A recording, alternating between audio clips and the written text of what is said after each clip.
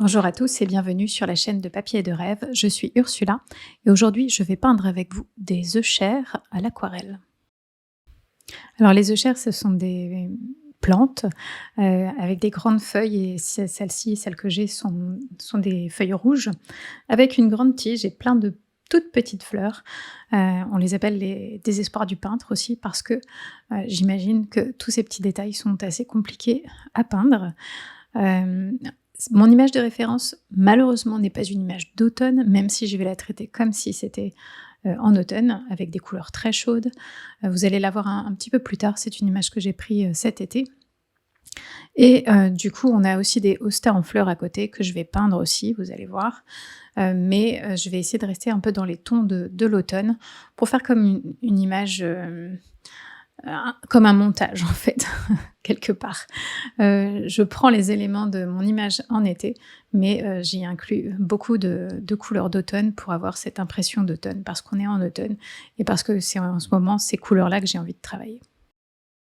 Alors je vous préviens tout de suite, cette image va rester assez abstraite, je pense, même s'il va y avoir des petits détails qui vont vous indiquer ce que vous regardez. Je vais rester quand même relativement abstraite parce que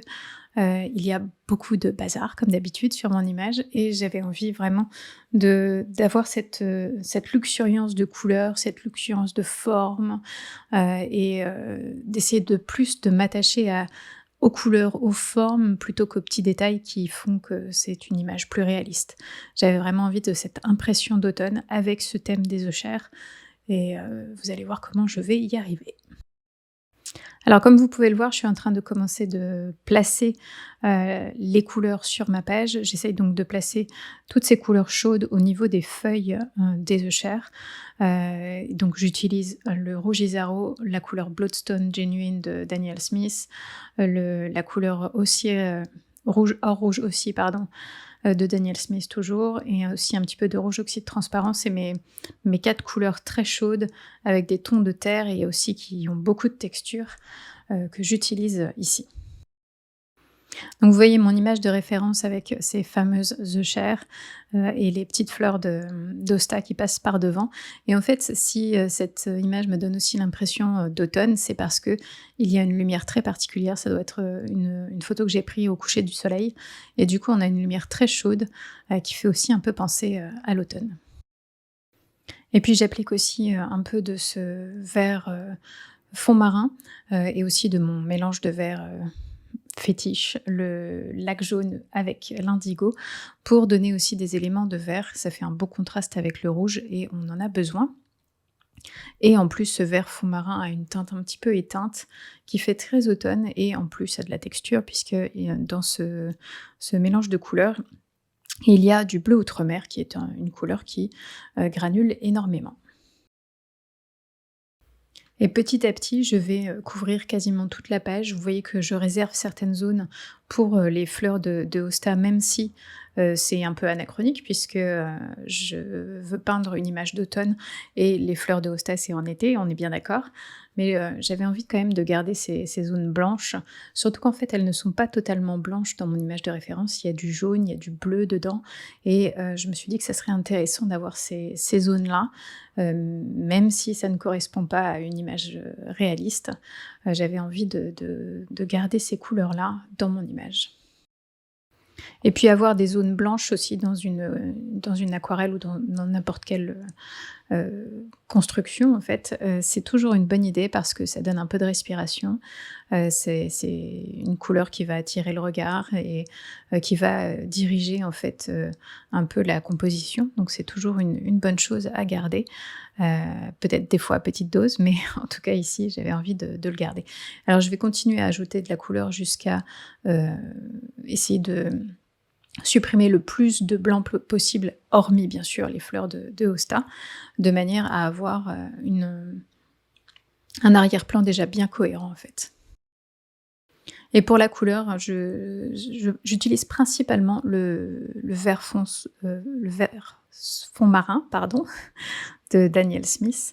Et j'hésite pas à lui ajouter un petit peu d'indigo de temps en temps, un petit peu de lac jaune de temps en temps et même, un peu de rouge oxyde transparent aussi de temps en temps pour avoir, tout un camailleux de vert qui va, du vert, froid un peu sapin quand il y a beaucoup d'indigo, jusqu'au vert chaud, avec plus de jaune en fait,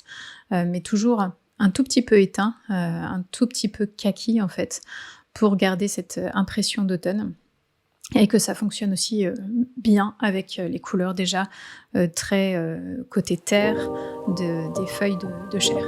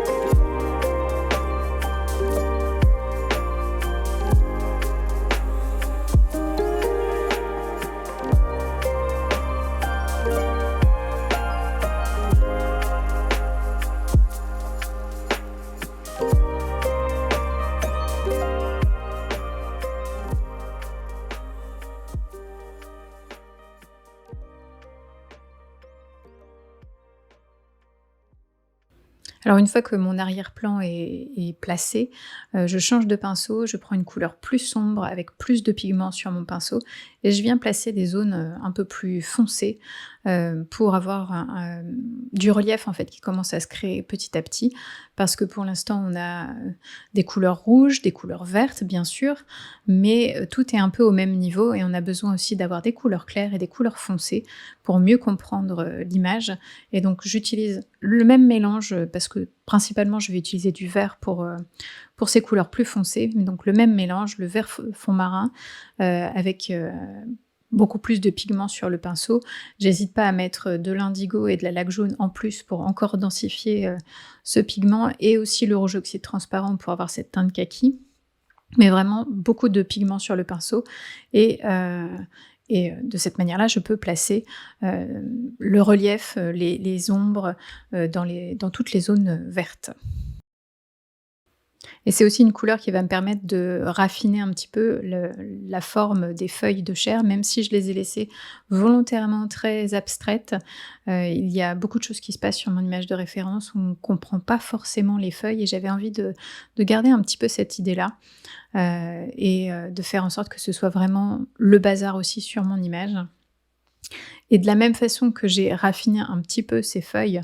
je vais aussi utiliser une couleur, marron rouge plus sombre pour donner un petit peu plus de détails dans ces feuilles. Alors les feuilles, elles vont, du jaune orangé jusqu'au rouge foncé en fait, mais je vais utiliser donc une couleur en correspondance pour faire les nervures des feuilles, pour, donner quelques tiges, inclure en fait quelques petits détails qui vont mieux faire comprendre que ce sont des feuilles, même si pour l'instant, je suis d'accord avec vous, ça ne ressemble à rien, c'est juste des couleurs les unes à côté des autres. Pour moi, ça a du sens dans ma tête parce que je sais où je vais et ça en aura, je pense, vers la fin. Mais c'est vrai qu'à ce stade-là, ça reste très abstrait, mais j'essaye d'indiquer en fait des petits éléments et au fur et à mesure, compléter ces petits éléments pour vous donner une idée de où je vais. Pour terminer cette, 1re couche, je vais, encore jeter de la couleur sur mon papier.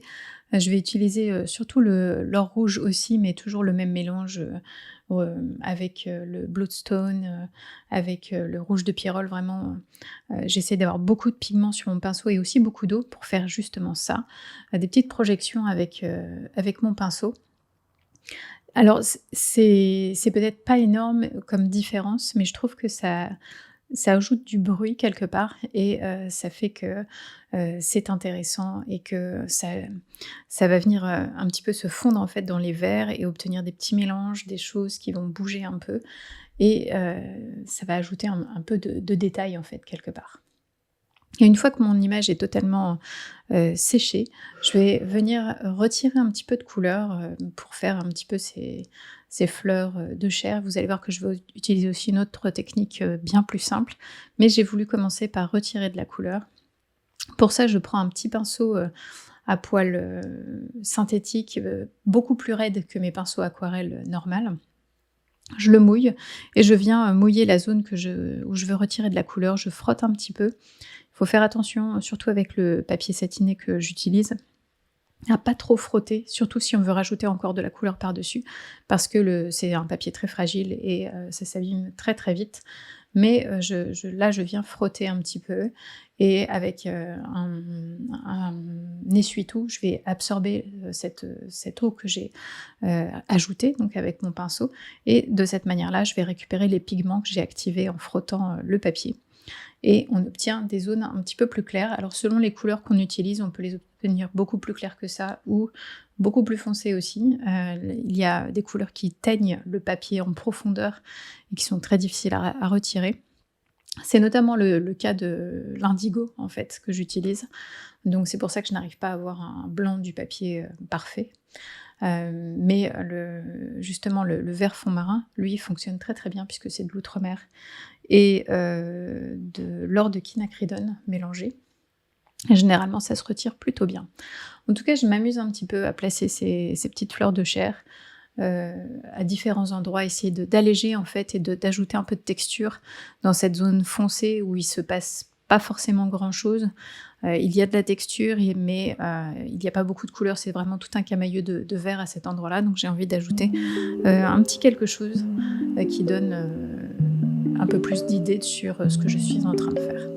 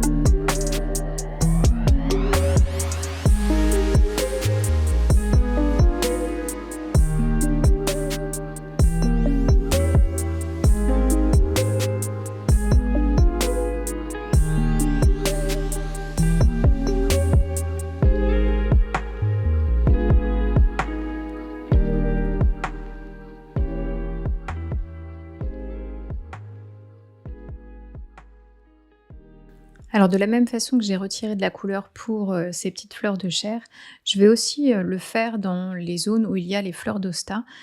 Pas forcément pour retirer de la couleur, mais pour adoucir certains contours, pour donner un petit peu plus de volume aux fleurs en tirant en fait la couleur de l'arrière-plan vers la fleur. Puisque comme je vais faire bouger les pigments, il va forcément y avoir un peu de pigments qui vont aller dans le blanc réservé pour la fleur. Mais surtout adoucir les contours pour donner un aspect un petit peu plus doux en fait, parce que pour l'instant les contours sont très très nets et j'ai envie que ce soit un tout petit peu plus fondu les uns avec les autres. Alors forcément des contours nets à certains endroits c'est intéressant, c'est bien,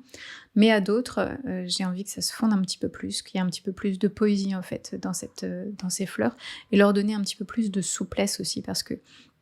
plus les contours sont nets et définis, plus on a l'impression que les fleurs sont rigides et quand il y a, des fondus, des endroits où la couleur se fond, du blanc vers les autres couleurs, où il y a des choses plus douces en fait, on obtient un petit peu plus de souplesse en fait dans la forme.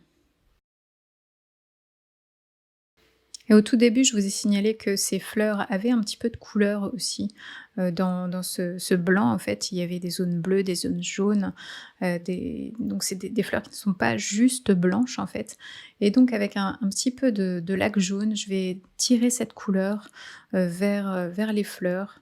pour leur donner une petite teinte. Alors il faut y aller vraiment tout en douceur, pas trop de pigments sur le pinceau parce que on veut quand même que ces fleurs restent blanches, mais on veut juste leur donner cette petite teinte, de couleur donc j'hésite pas à utiliser beaucoup d'eau ou pas forcément beaucoup d'eau, mais pas beaucoup de pigments en tout cas et de tirer cette couleur vers l'arrière-plan, vers là où il y a des couleurs, donc presque la poser un petit peu, sur le bord d'une fleur et venir la tirer vers le blanc de la fleur et vers l'arrière-plan pour que, on ait un halo en fait de couleurs et pas juste un trait bien net, qui serait beaucoup trop défini en fait et qui serait un petit peu, en trop pour ces fleurs. Je veux juste vraiment leur donner une toute petite, teinte, faire en sorte que, elles soient, un petit peu colorées. Et j'essaye aussi d'ajouter un peu de contexte à ces fleurs, donc des tiges, des pas forcément des racines, je ne sais pas comment appeler ça, la partie qui relie la tige à la fleur en fait, qui est souvent, un petit peu plus verte aussi. Donc j'essaye de leur donner un petit peu plus de contexte pour qu'on comprenne un petit peu mieux que ce sont des fleurs, qu'il y a des choses qui se passent autour, donc des tiges, peut-être, un petit indice de feuilles ou de boutons fermés. Donc j'essaye de, juste ajouter les petits détails qui vont vous faire comprendre cette image sans aller trop dans le détail justement, juste pour avoir une petite idée de ce qui se passe, même si j'ai envie de garder, tout ça un petit peu flou et un petit peu, brouillon quelque part pour avoir cet effet de bazar, de plein de choses qui se passent, c'est parce que c'est ce que j'aime faire, en ce moment. Et bien sûr, avec un petit peu plus de détails dans ces fleurs de hosta, il faut aussi un petit peu plus de détails, dans les feuilles de chair, donc indiquer, quelques nervures de feuilles, peut-être une zone un petit peu plus sombre sur une feuille, un petit peu de relief quelque part, essayer de faire des nervures en positif et en négatif aussi comme j'aime bien le faire, pour qu'on ait, des choses qui se passent, qu'il y ait un petit peu d'action en fait aussi dans ces zones-là, parce qu'on a l'impression qu'elles ont été un peu oubliées et en plus les couleurs que j'utilise, ce rouge oxyde transparent, le rouge de Pierrol, la couleur Bloodstone, toutes ces couleurs-là ont tendance à sécher beaucoup plus clair. Il y a juste, l'or rouge aussi et la laque jaune qui sont toujours très pimpantes, mais les tons un petit peu plus rouge foncé et terre en fait, ils ont tendance à sécher beaucoup plus clair et donc j'ai besoin de rajouter une petite couche à ces endroits-là pour leur redonner un petit peu de vie et faire en sorte que, ils soient toujours présents et qu'on puisse les comprendre aussi un peu mieux. Alors j'ai rajouté un léger voile jaune à certains endroits sur, les fleurs de hosta et vous voyez que là je suis en train de faire un mélange de vert turquoise et de couleur, lavande, que je vais placer dans les zones un petit peu plus froides, de ces hostas, donc pour avoir, comme une lumière, un peu reprendre la lumière du soleil en fait. D'un côté, on a la lumière du soleil bien chaude, bien jaune et de l'autre côté, on a une ombre qui commence à se dessiner sur le blanc et donc c'est beaucoup plus froid, beaucoup plus bleuté et donc j'utilise cette couleur turquoise et ce lavande pour avoir, ce côté bleuté. Alors je le garde un petit peu plus du côté turquoise que du côté bleuté lavande froid parce que, je trouve que ça fonctionne bien avec, tous les tons, de vert, un petit peu bleuté qu'il y a déjà dans l'arrière-plan et je vais aussi rappeler cette couleur turquoise dans l'arrière-plan en définissant un petit peu plus certaines fleurs pardon de hosta, pour avoir une couleur vraiment qui contraste et vous voyez que je n'utilise pas mon pinceau aquarelle pour poser cette couleur. J'utilise un pinceau que j'utilise normalement pour la gouache. Ce sont des poils synthétiques, c'est des poils beaucoup plus raides et ils me permettent de prendre beaucoup plus de pigments aussi avec ce pinceau et d'avoir une couleur bien plus franche, presque opaque en fait, qui va faire en sorte que, elle va bien se voir même sur des zones foncées et ça va me permettre d'ajouter aussi du contraste en fait avec les zones, plus chaudes, là où il y a du rouge, de l'orangé, du jaune. Je vais en placer un petit peu à côté et vous voyez que ce sont 2 couleurs qui vont clasher un petit peu et qui vont, se mettre en avant en fait l'une l'autre. Le turquoise va être, encore plus visible, encore plus turquoise à côté d'une couleur orangée bien chaude, bien lumineuse.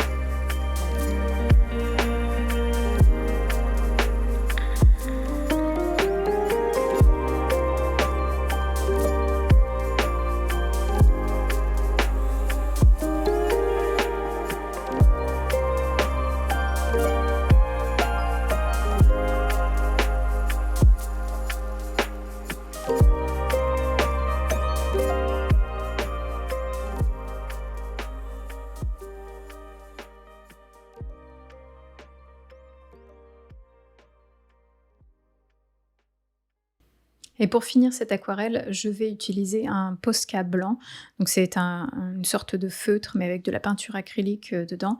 blanc, opaque.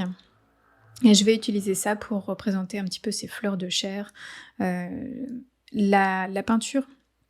acrylique, même si elle est opaque, elle va réactiver un petit peu de l'aquarelle quand je vais la poser, donc elle va jamais être totalement blanche, sauf si bien sûr on fait plusieurs passages de cette manière-là, oui elle sera blanche, mais là je l'utilise comme un petit voile en fait, j'essaie de faire plein de petits points en essayant de pas trop réfléchir à un système où j'essaie vraiment d'être le plus aléatoire possible pour qu'on garde quelque chose de très naturel en fait. C'est un petit peu difficile avec des pattes de chat qui veulent jouer avec moi, mais on y arrive quand même et en tout cas, j'arrive à avoir ce petit nuage de points, ce petit nuage de fleurs en fait qui apparaît et qui, je pense, donne tout le caractère à cette image puisque jusqu'à présent, on avait sûrement du mal à comprendre ce qui se passait vraiment ici, mais là, on voit tout de suite qu'il y a des tiges, qu'il y a ces petites fleurs sur les tiges,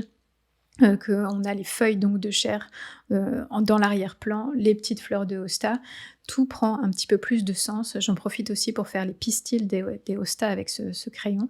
et ça prend bien sûr tout son sens à ce moment-là. Et cette vidéo est à présent terminée. Merci de l'avoir regardée jusqu'au bout et j'espère qu'elle vous a plu. N'hésitez pas à aller jeter un coup d'œil sur le blog pour plus d'informations sur cette image. J'y mets tout le matériel utilisé et des gros plans pour que vous puissiez voir un petit peu mieux les détails. Et bien sûr, dites-moi ce que vous en pensez dans les commentaires. À bientôt.